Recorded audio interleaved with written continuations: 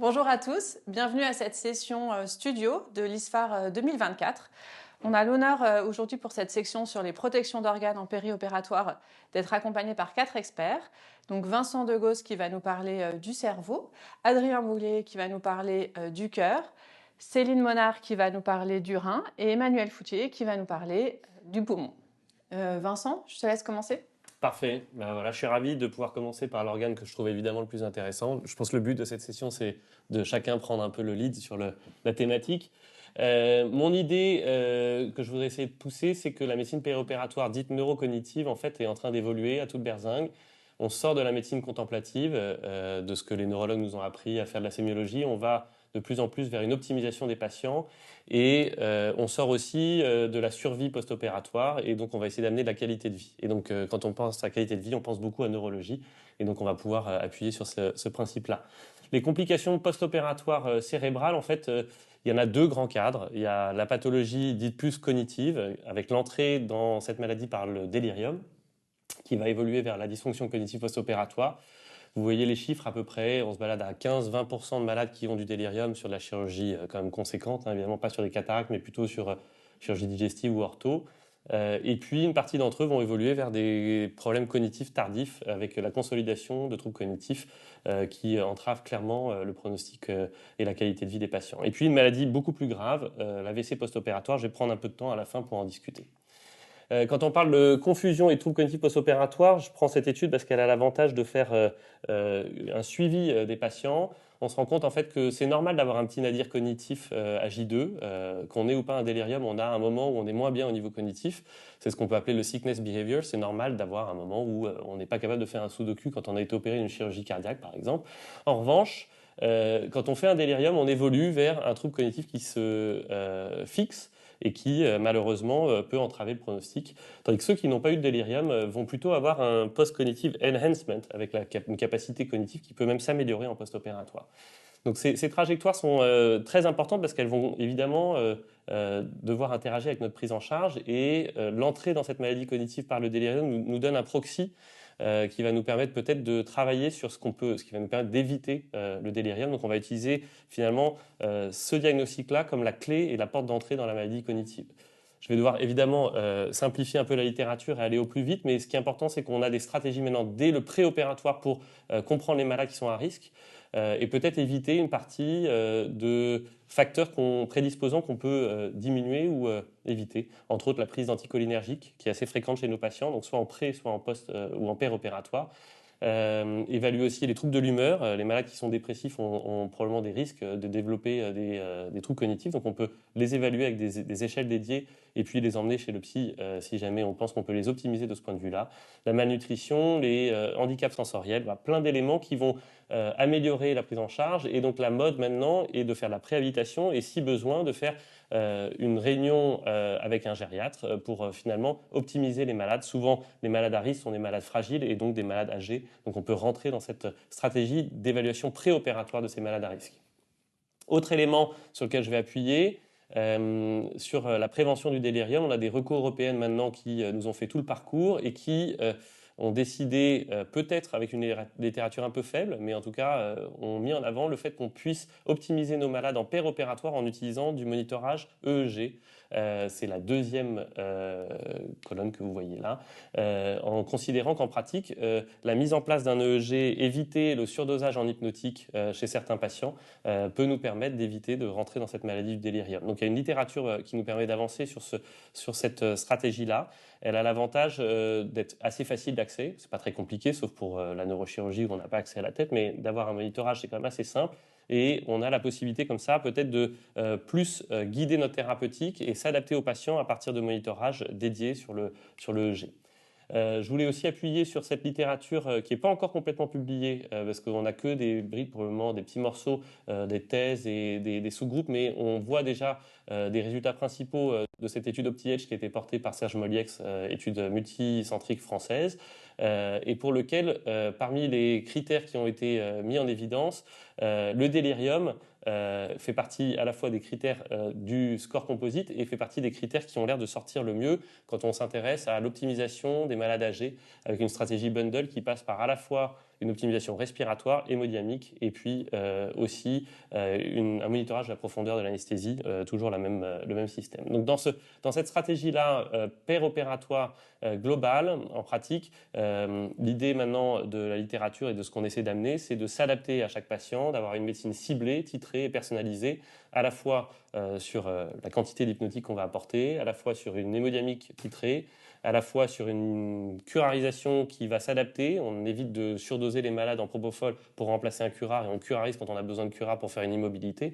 Et puis la protection ventilatoire.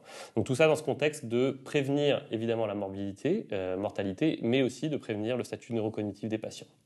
La dernière partie que je voudrais aborder, c'est l'AVC post-opératoire, maladie plus rare, heureusement, mais catastrophique en termes de morbimortalité. On considère qu'un malade qui rentre dans l'AVC post-opératoire a à peu près 30 à 40% de risque de mourir de cet AVC.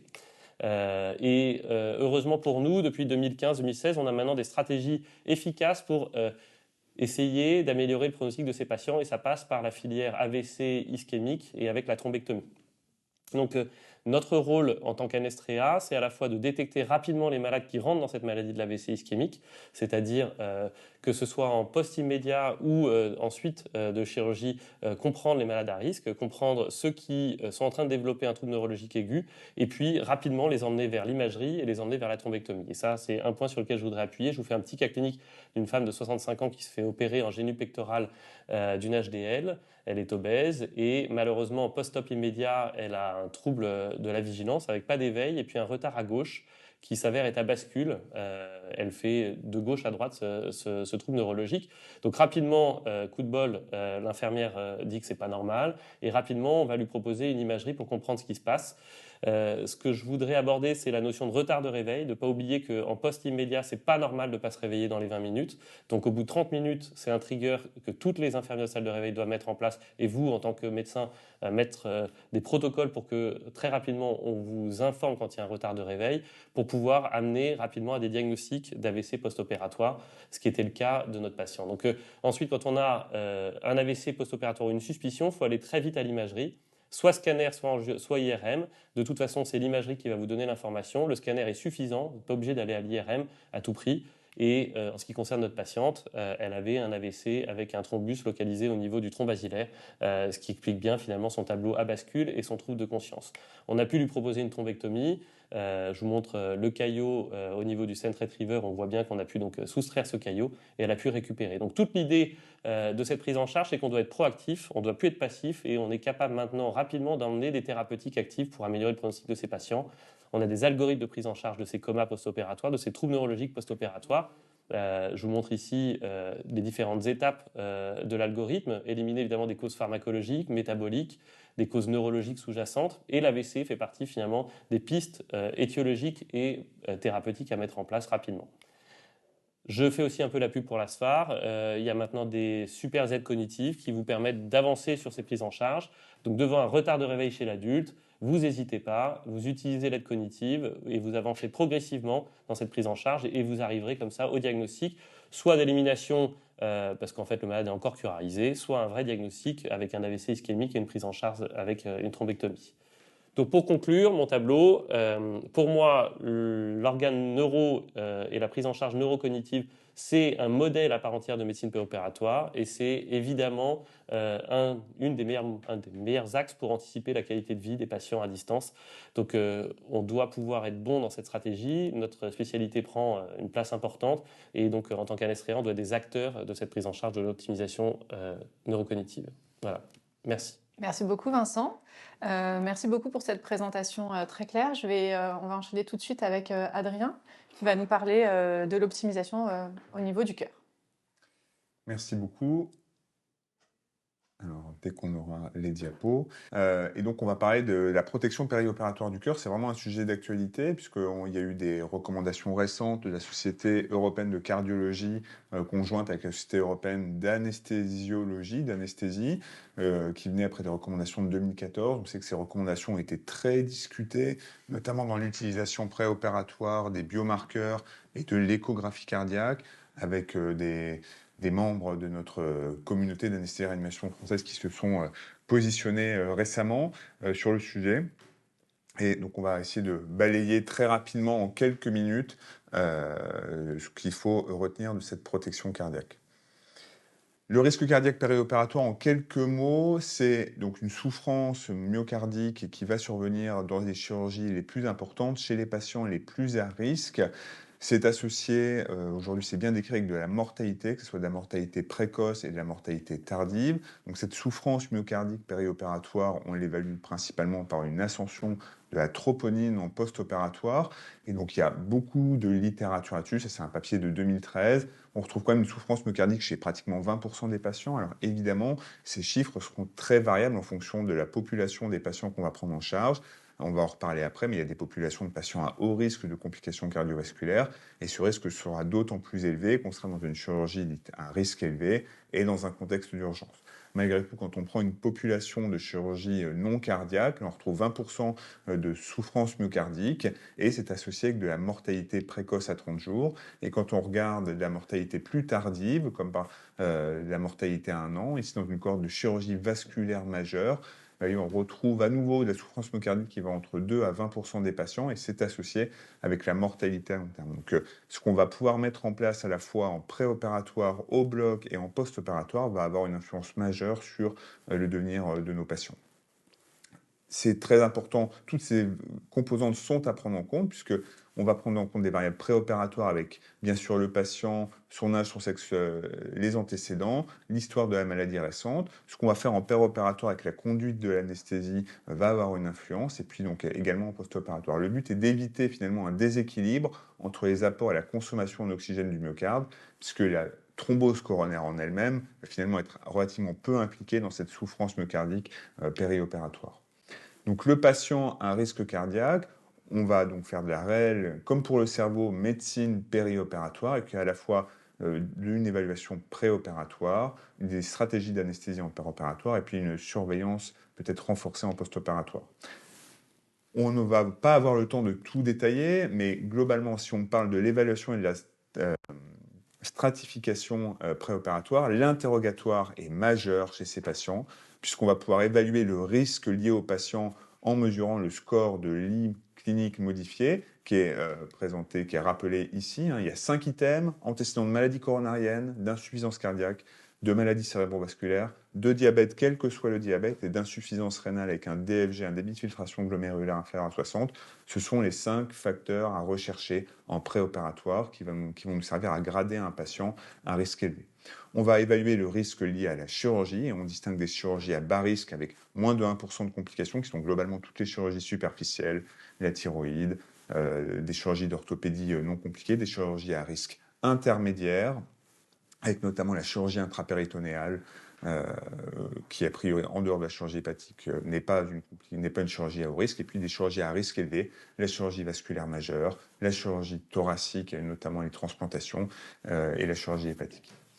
L'examen clinique est capital dans cette évaluation préopératoire. On va chercher à évaluer la réserve fonctionnelle du patient, et je vous rappelle qu'on va chercher une réserve fonctionnelle de plus de 4 mètres, c'est-à-dire monter 2 étages sans s'arrêter. On va chercher à évaluer la fragilité du patient, notamment du patient âgé, avec des scores comme ce score de frailty, et qui peuvent faire entrer le patient dans une filière de soins gériatriques, ou en tout cas dans une discussion multidisciplinaire avec des gériatres. Et puis on peut discuter de la place d'examens complémentaires, mais clairement, c'est après avoir fait l'interrogatoire et l'examen clinique du patient. Si on veut dire tout de même quelques mots de ces examens complémentaires, ce qu'on sait aujourd'hui, c'est qu'une valeur élevée de peptide natriurétique avant la chirurgie est associée à des complications cardiovasculaires, à de la mortalité à long terme. Mais ce qu'on sait aussi, c'est qu'il n'y a aucun algorithme qui a été développé en faveur d'une valeur donnée de peptide natriurétique ou de troponine préopératoire. Donc on peut doser ces biomarqueurs, mais finalement, il n'y a pas de stratégie qui va en découler. Et donc, en dehors d'un rôle pronostic, finalement, ça ne sert pas à grand-chose.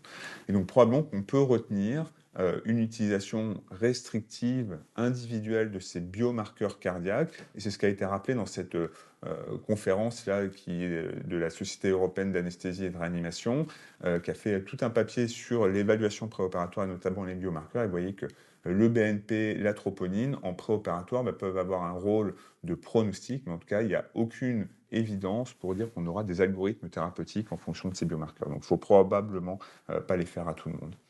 En revanche, un ECG préopératoire pourra être utile, notamment pour comparer en post-opératoire s'il y avait des modifications qui arrivaient, notamment chez les patients à risque élevé ou en cas de chirurgie à haut risque. L'échographie, là aussi, sa place est probablement très restreinte. Une échocardiographie transthoracique, c'est essentiellement pour apprécier des anomalies valvulaires. Et en dehors de symptomatologie, il n'y a probablement pas beaucoup d'indications.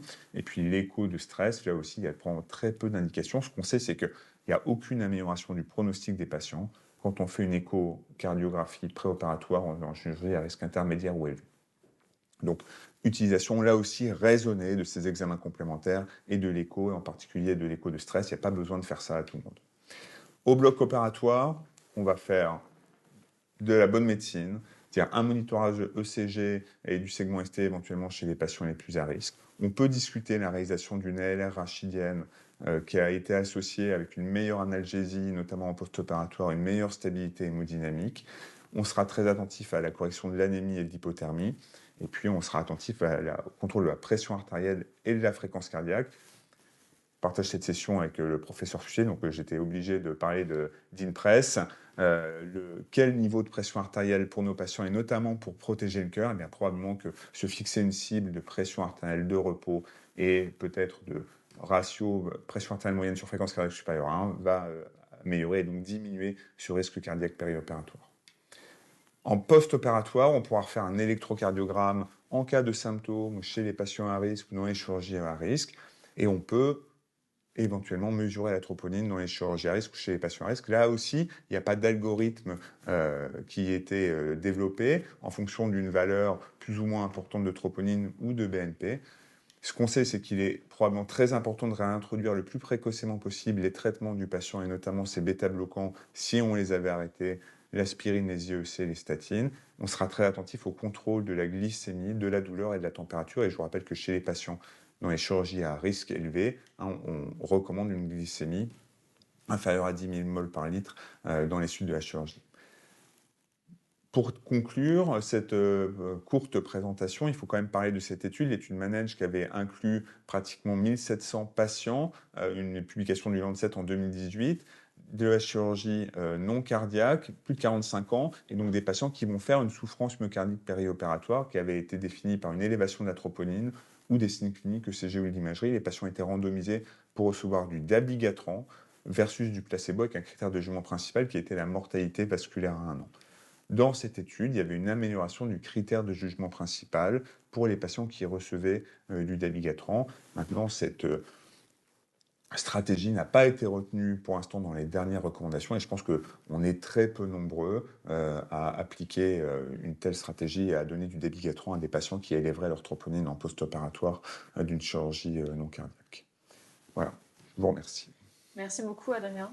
Je passe sans transition au poumon. On va voir les interactions cœur-poumon. Emmanuel, merci beaucoup.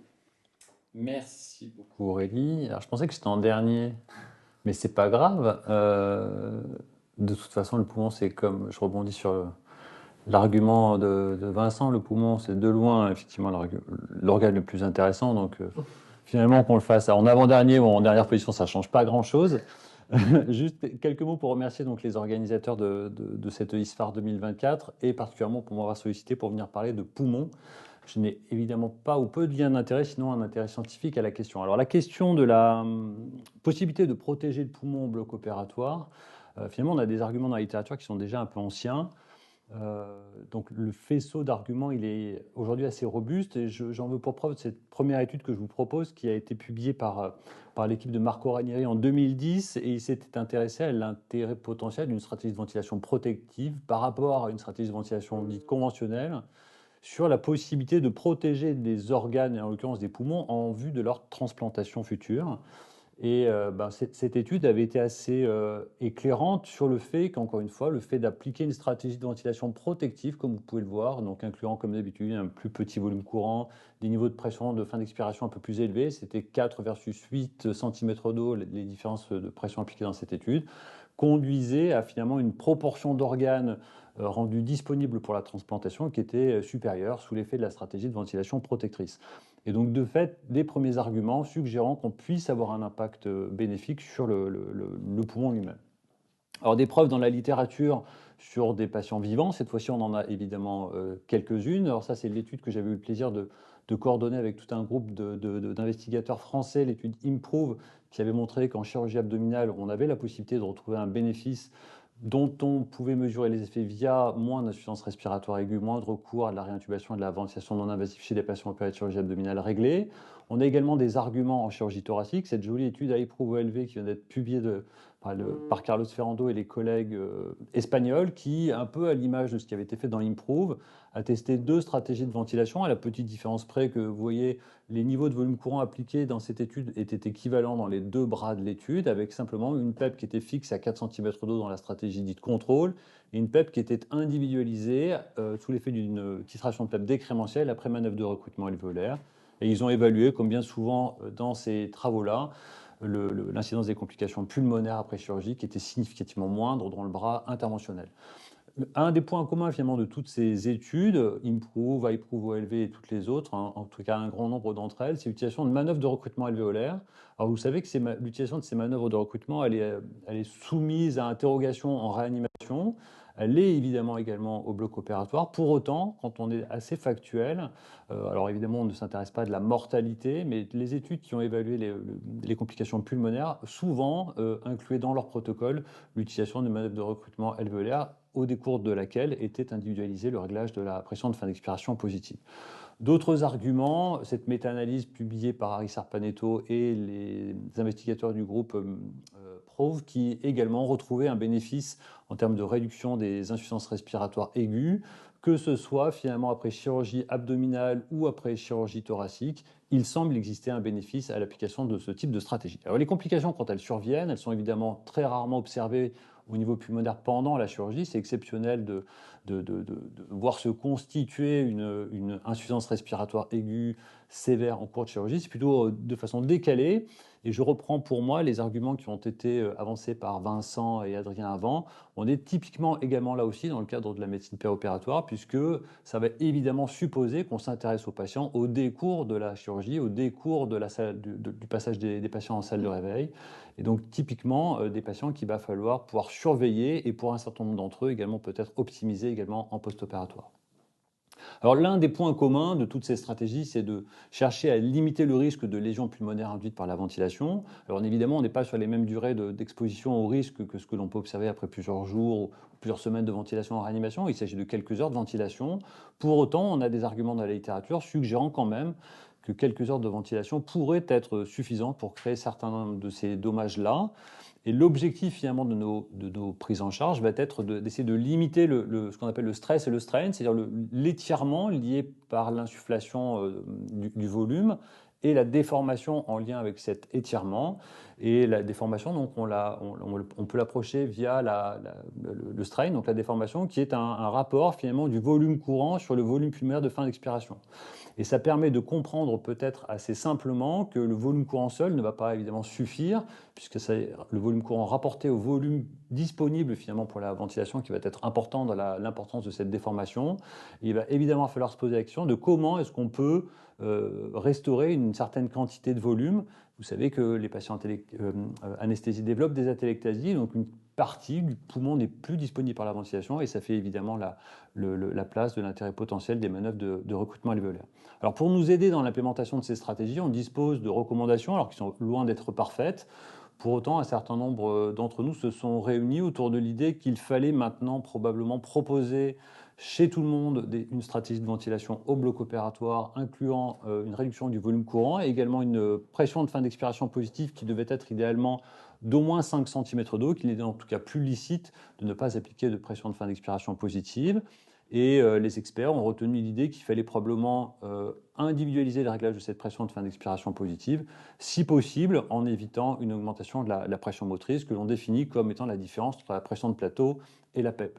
Évidemment, on ne va pas appliquer une haute PEP chez tout le monde. Certains patients auront besoin peut-être que de 5 ou 6 cm d'eau de pression de fin d'expiration positive.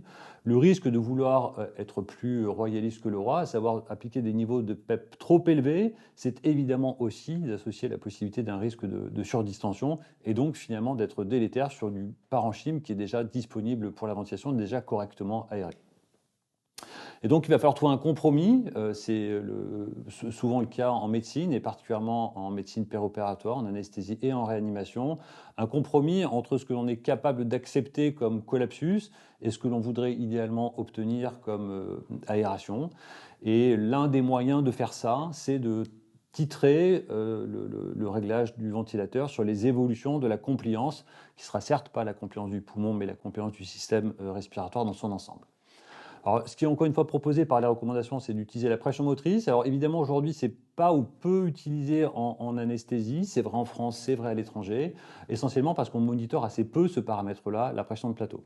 Alors les choses évoluent, on s'améliore tous, moi le premier, et je vous incite, si vous en avez la possibilité, en tout cas, à former vos équipes demain au monitorage de cette pression de plateau, car de cette information va dépendre l'information en termes de pression motrice.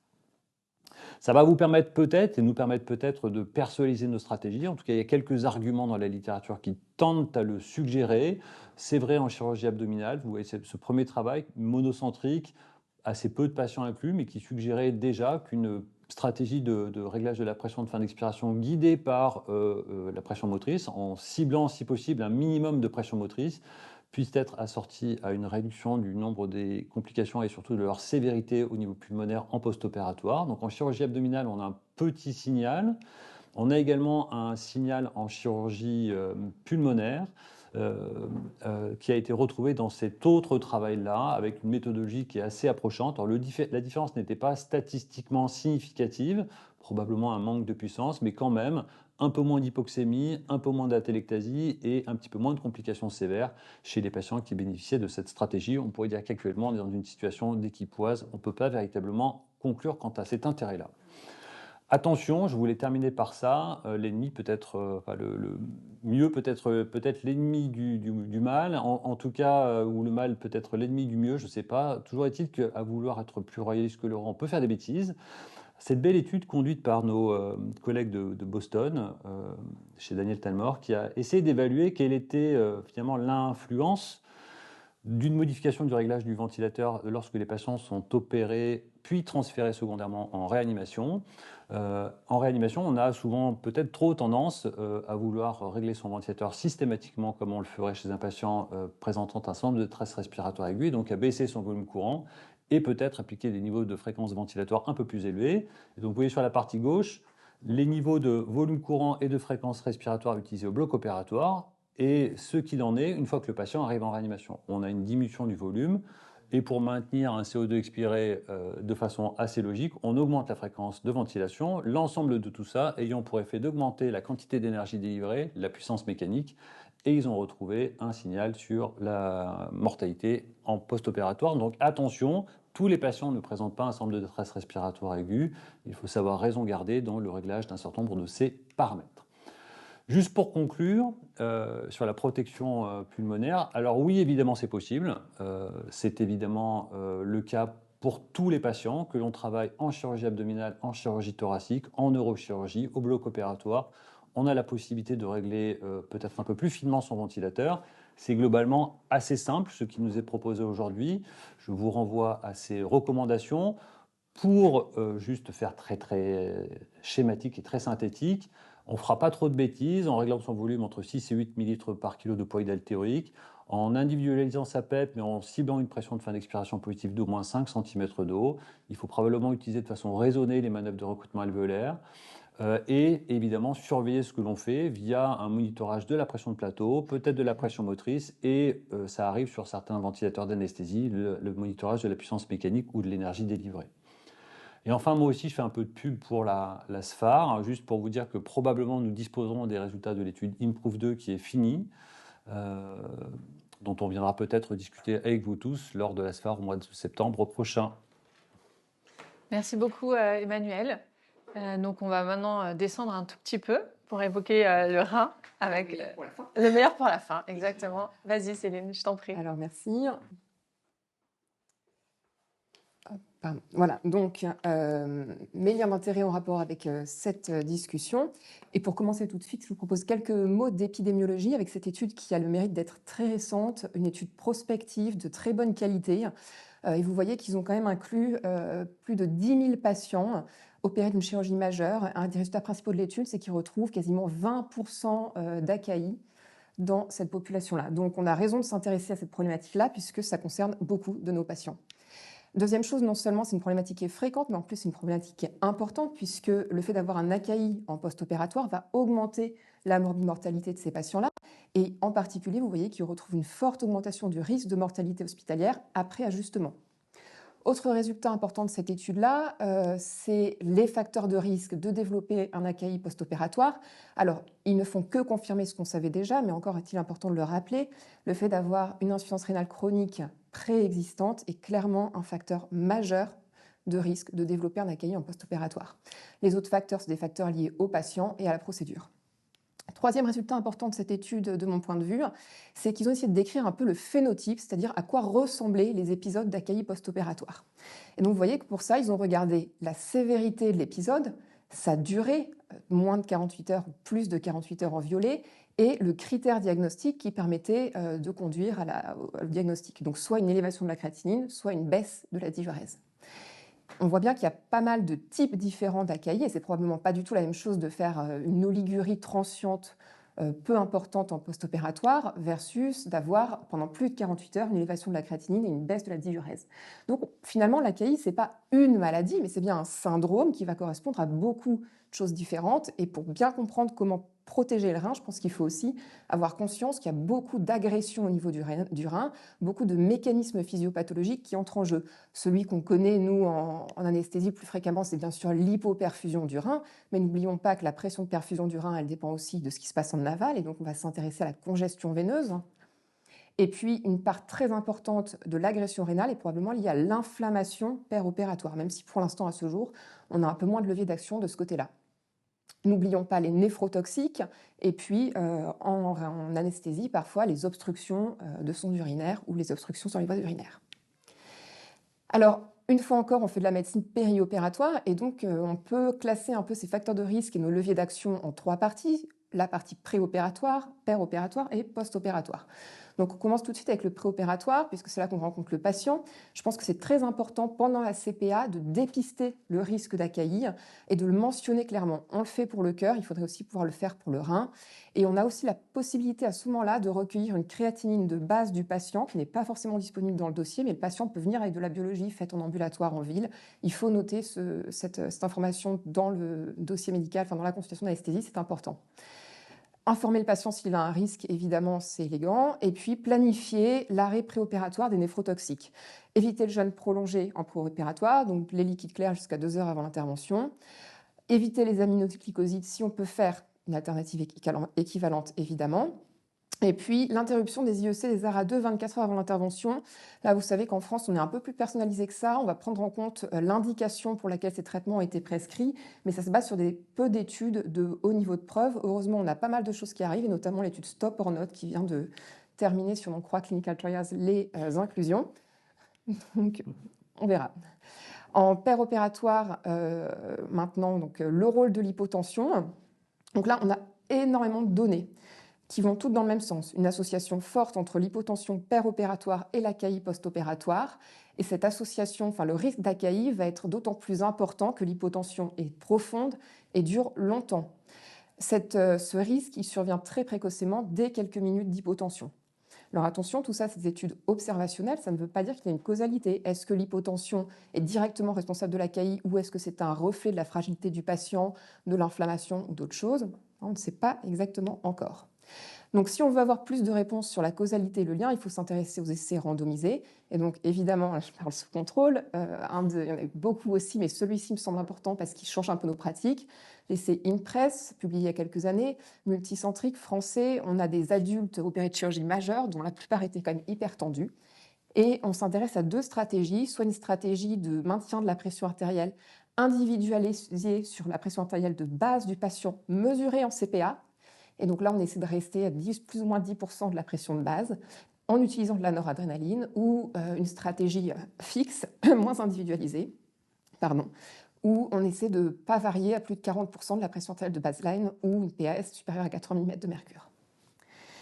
Cet essai, il était plutôt très concluant avec un meilleur outcome dans le groupe pression artérielle individualisée.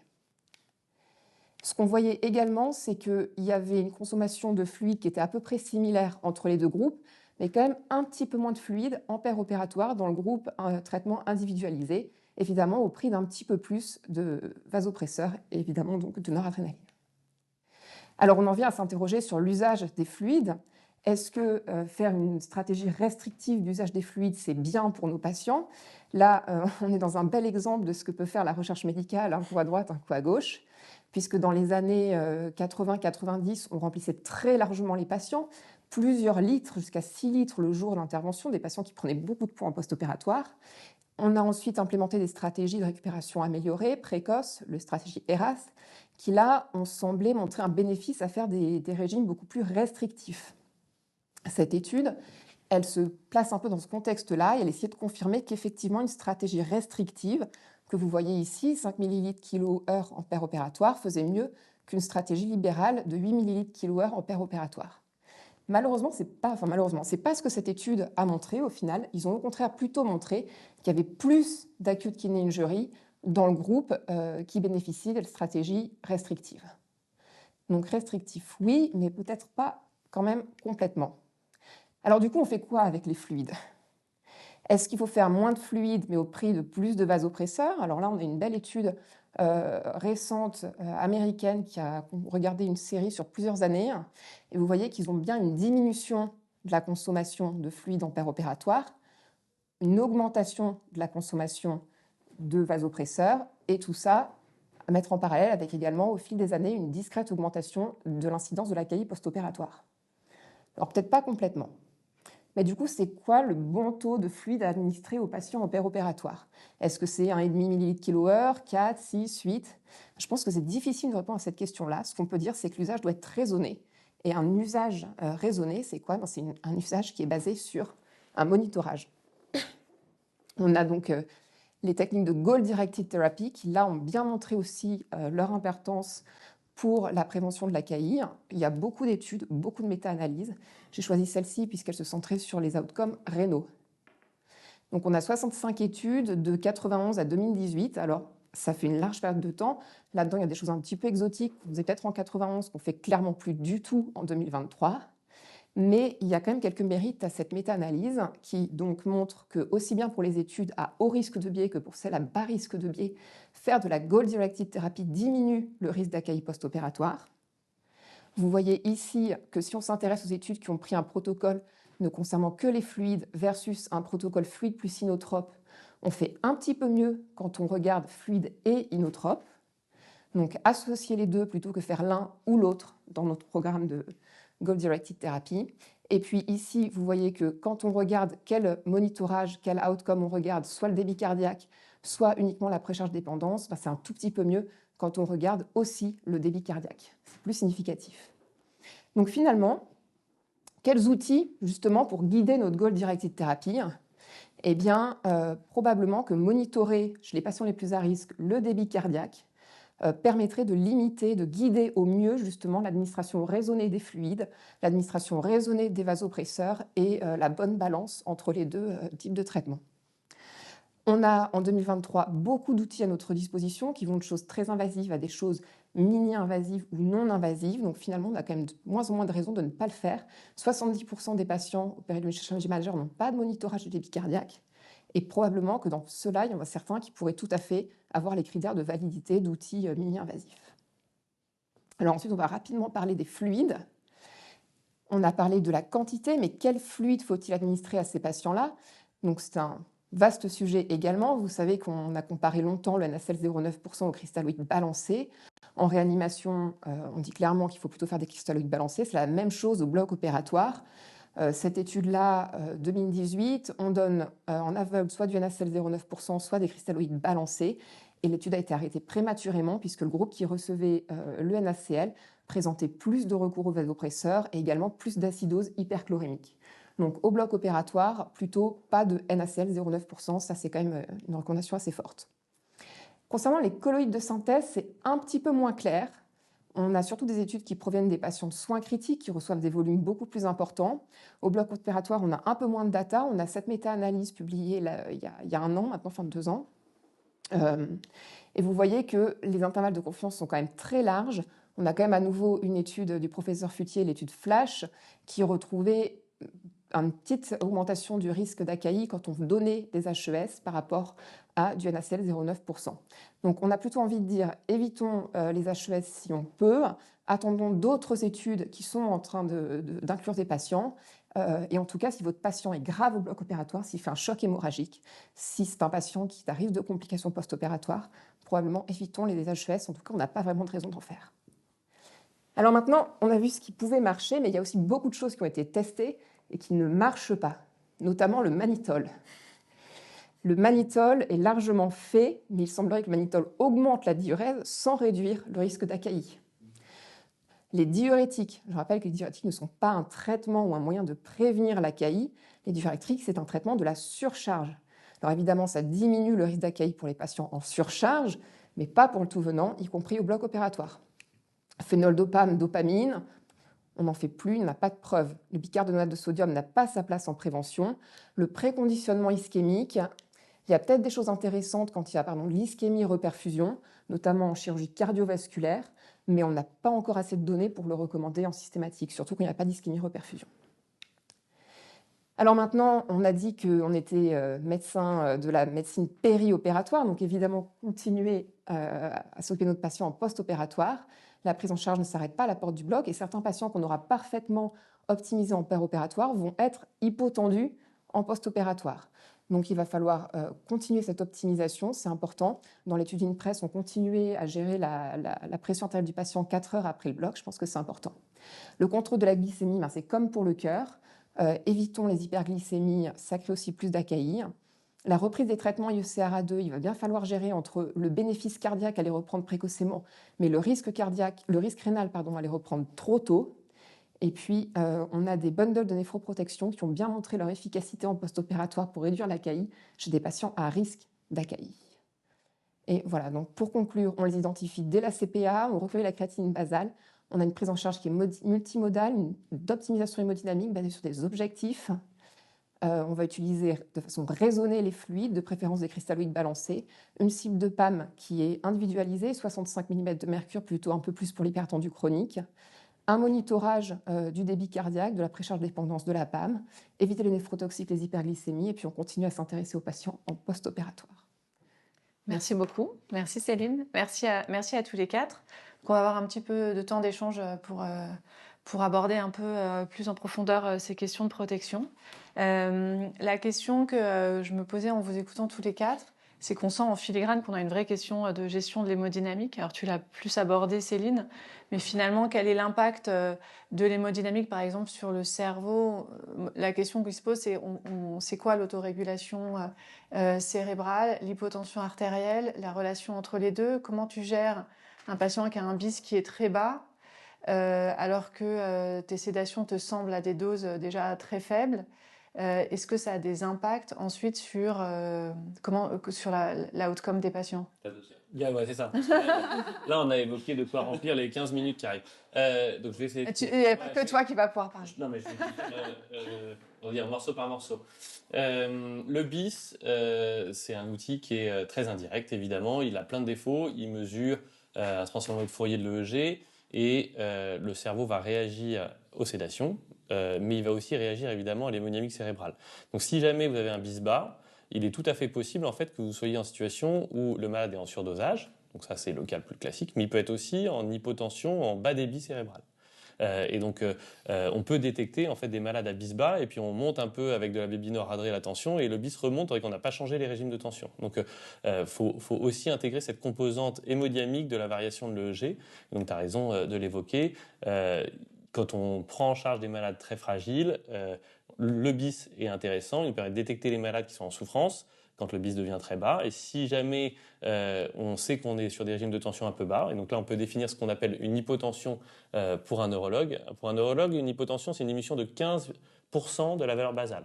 Donc si le malade de base il est à 17, sa valeur de tension au bloc opératoire que vous devriez avoir comme cible, c'est 14 de systole. Donc on est loin en général. Donc quand je vois que toi tu as des PAM qui se baladent à 65, 70, en fait nous, nos régimes pour protéger le cerveau, c'est bien plus haut.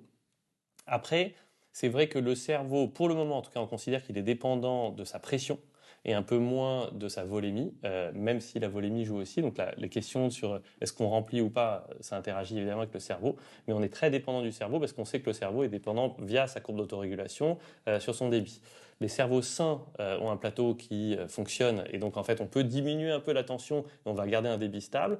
Et les cerveaux malades, entre autres ceux qui ont fait un AVC, ceux qui sont en souffrance cérébrale, en fait on sait que leur plateau, quand on le mesure, il est soit très étroit, soit complètement absent. Et donc en fait chaque variation de tension va générer une diminution de débit.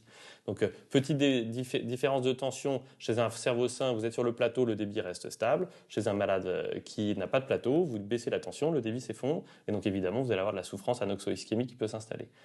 Donc oui, on a besoin de prendre en compte l'hémodynamique cérébrale. Le BIS, ça permet probablement d'être, c'est un gros voyant, c'est très sensible, c'est très peu spécifique. Ça vous permet peut-être de voir que le malade va pas bien. Et après, il faut réfléchir. Donc jouer sur la babino-radrée, jouer sur le remplissage, jouer sur la sédation et interagir avec ces signaux-là.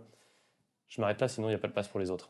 Et du coup, en termes de remplissage, est-ce que en termes de protection pulmonaire, il y a un impact et comment tu optimises ta protection pulmonaire et ta quantité de remplissage, par exemple? Parce que tu as parlé beaucoup du ventilateur, mais il y a plein d'autres choses qui vont avec. C'est évidemment pas que le réglage du ventilateur qui va conditionner le risque, et l'hémodynamique systémique a évidemment une part à jouer, et particulièrement si on administre des quantités non raisonnées ou raisonnables de fluide. Donc évidemment, dès lors qu'on s'intéresse à la protection du poumon, mais comme pour n'importe quel autre organe finalement, il va falloir faire attention à ne pas donner trop, et tout ceci plaide, mais ça a été évoqué par un petit peu tout le monde, pour l'idée d'un monitorage peut-être un peu plus systématique de nos patients, en utilisant certes des outils qu'on n'a peut-être pas encore l'habitude partout d'utiliser. Il va falloir qu'on s'équipe tous un petit peu plus systématiquement, mais je ne crois pas qu'il soit possible en 2024 de continuer à faire de la médecine au feeling ou au talent. Il va nous falloir pouvoir disposer d'outils qui vont nous permettre de justement peut-être un petit peu mieux individualiser les situations dans lesquelles on est à l'évidence en train d'administrer trop de fluide, trop d'hypnotique, trop de ceci, trop de cela, et donc de s'adapter un petit peu plus à la situation clinique réelle du patient. Et tu suggères quoi, du coup, comme outil? Ça va faire la transition ensuite chez Adrien directement? Alors, ça a été évoqué ça aussi un petit peu par tous. En fait, il n'y a pas un outil qui va convenir peut-être à 100% des situations. Ça ne sera peut-être pas les mêmes outils qu'on va aller chercher dès lors qu'on s'intéresse à de la chirurgie cardiaque, à de la chirurgie vasculaire très lourde ou à des chirurgies qui sont peut-être un petit peu moins sévères, mais qui peuvent être potentiellement également assorties d'un risque hémorragique. Donc le degré d'investissement technique, en tout cas, qu'on va faire sur le monitorage, va évidemment être conditionné en fonction, de la sévérité des patients. Ça a été évoqué au travers des scores de fragilité ou autres, qu'on peut utiliser évidemment pour qualifier le risque patient, mais également en fonction de la typologie de la chirurgie. C'est pas la même chose d'être opéré d'une chirurgie hépatique à haut risque hémorragique ou d'être opéré d'une hystérectomie quand on est une femme en bonne santé. Donc oui, il faut pouvoir disposer d'un certain nombre d'outils et adapter sa stratégie en fonction des deux paramètres, et patient et chirurgie. Là où je suis un peu embêtée, c'est justement le monitorage, parce qu'on voit bien que les patients, les hépatectomies, tu vas leur mettre par exemple un cathé artériel, il n'y a pas vraiment de discussion. Il y a plein de débats dans la littérature sur monitorage invasif, non invasif, et on voit bien que le monitorage non invasif a quand même beaucoup de détracteurs. On ne va pas partir sur le sujet aujourd'hui, mais du coup, Adrien, c'est quoi ta stratégie de recommandation pour le cœur? Parce qu'est-ce que tu mets une artère à tout le monde? Est-ce que tu mets une artère à tous les patients qui ont une fracture de l'extrémité supérieure du fémur, par exemple? Qui pourtant, c'est vraiment la population caractéristique. Je pense qu'aucun outil de monitorage n'a jamais démontré une amélioration du pronostic des patients. Ça a été beaucoup étudié avec le cathéter artériel pulmonaire, par exemple. Je t'ai présenté des papiers sur l'échocardiographie.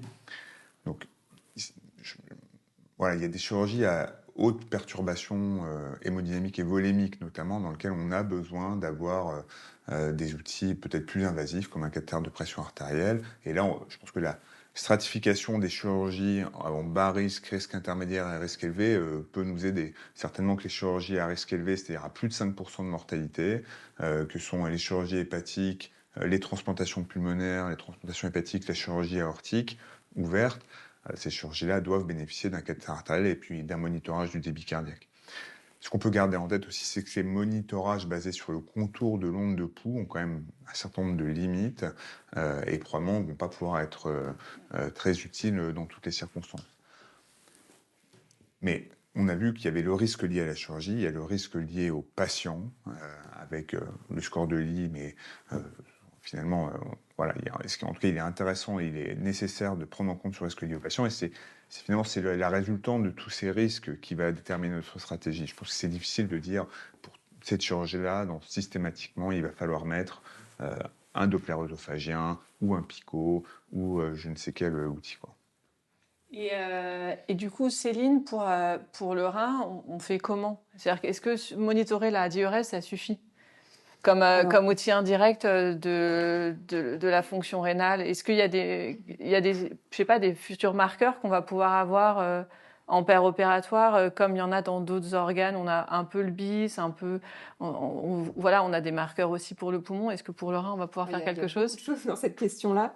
Pareil, 2 heures. Concernant la diurèse, c'est qu'effectivement, on monitore automatiquement la diurèse, ou la plupart du temps, dans les chirurgies majeures, en tout cas, c'est systématique, en opératoire. Et on a beaucoup de patients qui vont faire des oliguries opératoires. Je pense qu'il faut rester assez prudent sur cette oligurie opératoire, qui ne doit pas être le trigger de notre prise en charge hémodynamique. Voilà. C'est, on va dire, une adaptation physiologique, en tout cas jusqu'à un certain point, de faire une oligurie opératoire.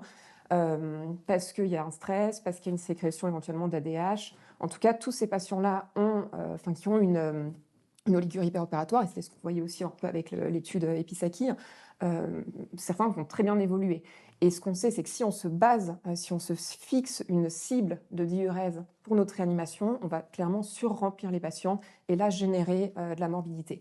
Donc je pense que l'oligurie, c'est un drapeau rouge. Ça veut dire qu'il faut regarder, aller chercher est-ce qu'il y a une hypovolémie, est-ce qu'il y a un débit cardiaque qui n'est pas adapté, mais ça ne doit pas, si tout va bien, ça ne doit pas nécessiter obligatoirement ni une directivisation ni un remplissage.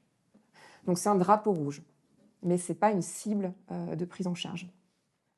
Ensuite, concernant le moyen de monitorage idéal, évidemment, dans l'idéal de l'idéal, on voudrait pouvoir monitorer la pression de perfusion rénale et même la pression de perfusion tissulaire, si on allait au-delà. Alors, il y a certains qui font des choses assez exotiques et intéressantes peut-être dans le futur, mais qui ne sont pas du tout adaptées à la prise en charge en 2023 au bloc opératoire. Par exemple, on peut mettre des cathéters qui vont aller mesurer la pression urinaire en oxygène, qui serait un bon reflet de la pression médulaire en oxygène. Et donc là, on pourrait se dire, on fait vraiment des choses très fines. C'est pas encore dans les blocs opératoires. On est déjà à se poser la question de l'invasif ou pas trop invasif. Donc voilà. Moi, je rejoins tout à fait l'idée qu'il faut dire que le moyen de monitorage, il doit être adapté aux patients et à la chirurgie. C'est peut-être pas le même pour tout le monde, mais je pense que chacun a ses limites et on doit quand même pouvoir essayer de mettre en face de chaque patient et de chaque situation un moyen de monitorage qui soit à peu près correct. Et effectivement, le moyen de monitorage en lui-même n'est pas suffisant pour améliorer les outcomes. Il faut mettre derrière un algorithme qui, lui, ait du sens. Cet algorithme, pour l'instant, il reste un petit peu probablement à préciser. Est-ce que, jusqu'où on doit aller dans la précharge dépendance? Est-ce qu'il faut être à tout prix non précharge dépendant? Là, il y a encore pas mal de choses à explorer. Mais je pense qu'en tout cas, monitorer et derrière utiliser ce monitorage, c'est déjà un bon début. Super, merci. J'ai une question un peu globale pour vous tous. C'est quoi l'optimisation post-opératoire de ces patients? Est-ce qu'il y a des stratégies de type, est-ce qu'on les met tous en USIC? J'exagère bien sûr. Et puis, ils ont une augmentation de l'atropos. Alors, bien sûr, on va optimiser l'analgésie, l'oxygène, mais est-ce qu'on leur met tous de la VNI? Est-ce qu'on leur fait tous de la kiné? Moi, j'aime beaucoup la diapo que tu as présentée sur la rupture entre le pérop et le post-op. Et je trouve que ça ancre notre spécialité dans une réalité, c'est que si jamais on fait des ruptures de parcours, on va tuer les malades. Donc le métier mixte, le fait que l'anesthésiste et le réanimateur soient dans la même équipe, parlent le même langage, fassent les stratégies communes et qu'il y ait des protocoles d'anticipation de la gestion du rein, du poumon, du cœur et du cerveau dès le départ, Je pense que c'est comme ça qu'on va avancer. Donc, si jamais je retiens un truc, là, moi, c'est cette diapo que je ne connaissais pas, c'est si on fait du 500 x 12 pip 0 et qu'ensuite il y a un réanimateur qui s'amuse à tout gérer, en fait, c'est pire que tout. Il faut qu'on soit tous ensemble et on travaille dès le départ, de la consulte jusqu'au PEROP, jusqu'à la LUPSI. Donc, pour la protection de l'organe, pour moi, c'est vue d'ensemble et vue d'équipe. Je plus soi, évidemment. Ça ne peut pas s'arrêter, tout le monde l'a dit, hein, ça ne peut pas s'arrêter cette prise en charge à la sortie du bloc opératoire ou de la salle de réveil.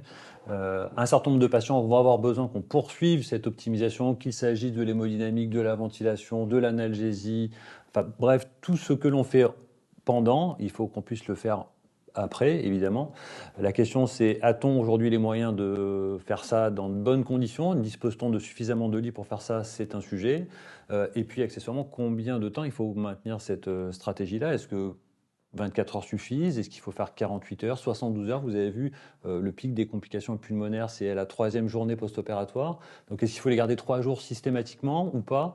Tout ça, ça reste des questions qui aujourd'hui sont mal investiguées. Mais l'idée quand même, et je crois qu'on sera tous d'accord avec ça, c'est qu'on ne peut pas s'arrêter à la sortie de la salle de réveil. Il faut poursuivre l'effort pendant au minimum quelques heures en post-opératoire.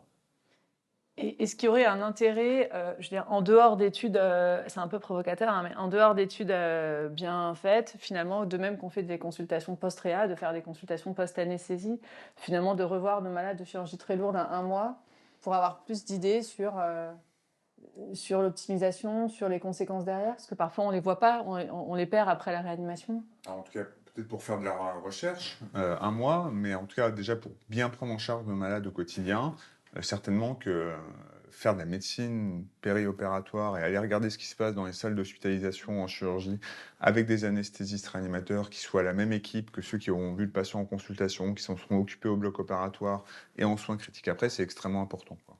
Et effectivement, parce qu'il y a notre stratégie qui ne s'arrête pas à la porte du bloc opératoire, mais elle ne s'arrête pas non plus à la porte des soins intensifs, des soins continus, de la réanimation ou de ce qu'on veut. Et c'est pris en charge de contrôle glycémique, d'oxygénation, de chiffres d'hémoglobine, évidemment de douleur, ils sont peut-être encore plus présents en hospitalisation, en salle de chirurgie. On sait que parfois la densité médicale n'est pas extrêmement importante, quoi. Donc on a vraiment besoin d'avoir une stratégie d'équipe, d'anesthésie, réanimation, médecine périopératoire pour prendre en charge les patients et notamment les plus fragiles ou dans les chirurgies les plus à risque. J'ai l'impression qu'on a à peu près convaincu, j'espère en tout cas, tout le monde de ces stratégies de mise en place. Je pense qu'on arrive à la fin de la séance. Donc, je voudrais juste conclure en 2 mots. Moi, ce que je retiens, effectivement, c'est que notre belle discipline comporte tous les axes sur le pré, le péri, le post-opératoire, et que c'est des stratégies qui doivent être individualisées pour tous les patients, quel que soit l'organe. On voit bien que le fil commun de vos présentations, c'était vraiment ça à chaque fois, qu'il n'y avait pas de patient type, que finalement chaque stratégie doit être individualisée, avec idéalement quand même des protocoles de service qui permettent un peu de mieux assurer la prise en charge des patients. Est-ce que vous voulez rajouter un petit mot ou est-ce que cette conclusion vous convient à tous les 4? La conclusion, je pense, on sera tous d'accord. Peut-être pour les plus jeunes d'entre nous, enfin de ceux qui vont nous écouter, c'est aussi la démonstration que la médecine périopératoire, l'anesthésie-réanimation, c'est une discipline qui est très polyvalente. Et si l'on a un intérêt pour le rein, si on a un intérêt pour le cerveau, le cœur, le poumon ou que sais-je, on trouvera évidemment son centre d'intérêt dans cette belle discipline qu'est l'anesthésie-réanimation. Et donc je ne sais pas si on sera, en tout cas moi je ne le suis pas, demain des surspécialistes de tous ces organes-là, mais en tout cas il y a le moyen de faire certainement mieux, et donc on aura besoin de tous les jeunes qui vont nous rejoindre pour aller pousser un petit peu plus loin les raisonnements d'aujourd'hui. Merci Emmanuel pour cette belle ouverture. J'espère qu'on vous a tous donné envie de faire de la recherche en anesthésie-réanimation clinique et même expérimentale, si vous voulez. Merci à tous. Cette session sera visible en replay sur le site de l'ASFAR. Et vous avez la possibilité de poser vos questions pendant 1 mois. Et on s'arrangera pour vous y répondre assez rapidement. Et merci à tous, merci à tous les orateurs et encore une fois au comité d'organisation. Merci. Merci.